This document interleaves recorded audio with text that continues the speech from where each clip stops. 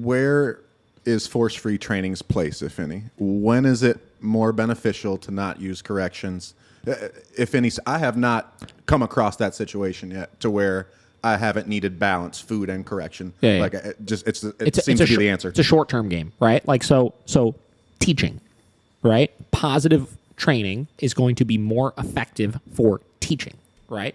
Now, we could say more effective from the standpoint of negative reinforcement. And this is something, I think I said this when Krista and Bridget were on, and Krista said, well, negative reinforcement is still reinforcement, right? I was like, yes, you're correct, right? And I could teach something with negative reinforcement, and I could probably do it faster than if I did rewards. The problem is, I do agree that teaching in that way with an unskilled trainer, there's more chance of fallout. Oh, fair enough, yeah. Right? Mm-hmm. So I think in the teaching process, not stopping behaviors, not anything like that kind of stuff, but your obedience teaching, right? If the dog has good food drive and you've established that, I think it is more effective for teaching. A lot of the puppies that I work with, for example, right? Mm-hmm. We spend a lot more time working with food with those dogs early on, right? Tons of time because we got the time. We're not having any major issues we need to stop or anything like that. We could have some fun with the dog. Those dogs that we spend the time teaching everything with the food first and then jump into layering in corrections, e-collars, things like that, typically wind up going through the process much smoother. You know? So, and the other caveat to it is, again, whether it's a puppy or not, a dog with a stable temperament, right? If we're looking at a good specimen of a dog that is stable, not scared of a whole lot, fairly comfortable in their environment, has good motivation, et cetera, that's good. Where it is not productive and where I would say that negative reinforcement or some sort of compulsion-based system with rewards is more effective is when we deal with a lot of the genetically messed up dogs.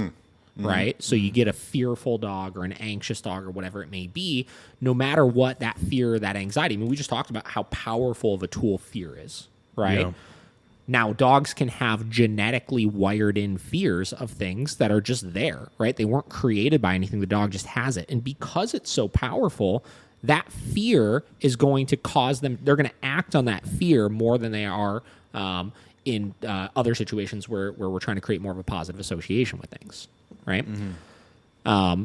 So I think with those types of dogs, we have to look at the issue is not necessarily teaching everything in a positive fashion. The issue is teaching the dog how to deal with that fear in a more productive manner, right? Mm-hmm. Because it's unrealistic to say we're going to take that genetically fearful dog or that genetically anxious dog and we're going to make them not scared of anything or we're going to make them not anxious about anything. We need to teach them when they are anxious or when they are fearful how to control themselves better. Right? And that's where I think that positive reinforcement is not as effective. Or to just distract a dog in a given situation with food is really just a Band-Aid. Yeah, they don't learn to actually deal independently with that scenario. Yeah. Yeah. I would agree with that. I always use my dog as an example. But Bender, baby. Yeah, Bender, yeah. But I think he falls in perfectly to what we're talking about right now because in the beginning, I mean, he's 100% food motivated. That dog loves food. Mm-hmm. And he learned a lot of things just off of, positive food reinforcement. Mm-hmm. Mm-hmm. But that motherfucker will not stay on a bed. Like, sure. And that's when, we conditioned him into an e-collar, and that was awesome. The times that you needed it. Like, no matter how many times you would try to positively get him, like, he has those impulses. Somebody comes in, he wants to jump on them. Those are the times that positive only would not work. Yep. But I'm sure that using it for the teaching process, not around distractions, was extremely productive. Yeah, exactly. Right? Mm-hmm. Yeah. So that's where it doesn't work independently as its own thing, right? Mm-hmm. Like for a whole training system, but taking a positive only approach with teaching things, right? And you should basically, like when you're teaching things, you should be doing it around minimal distractions anyways. Yep. I think is extremely productive.